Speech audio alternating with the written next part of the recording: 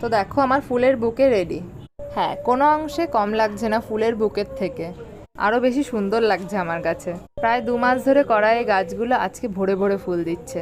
গরমকালে পর্তুলিকা ফুলের থেকে বেশি সুন্দর আমার কাছে আর কোনো ফুলই লাগে না। এতে প্রায় কোনো পরিচর্যাই লাগে না, আর বিনা পরিচর্যায় ভরে ভরে ফুল আসে। আর গাছগুলো বসানোও খুব ইজি, ডাল কেটে জাস্ট মাটির মধ্যে বসিয়ে দিলে তোমার গাছ হয়ে যাবে। আর হ্যাঁ, এইগুলোর বীজও হয়, বীজ থেকেও তুমি করতে পারো, বাট ইনস্ট্যান্ট ফুল পাওয়ার জন্য ডাল থেকেই পর্তুলিকা গাছ করা বেস্ট। আর দেখো গাছগুলো আমি ঝুড়িতে করেছি।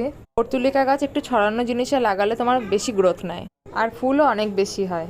আমি ভেবেছিলাম একটা ঝুড়িতে এক এক রকমের কালারই বসাবো, এটার মধ্যে পিঙ্ক, ইয়েলো আর রেড মিশে গেছে। ওপাশে একটা রেড পর্তুলিকা আছে, ওটা একটা গাছ থেকেই পুরো ডাল কেটে বসানো। যদি এই ভিডিওটি ভালো লেগে থাকে, লাইক, কমেন্ট অ্যান্ড সাবস্ক্রাইব করতে ভুলো না।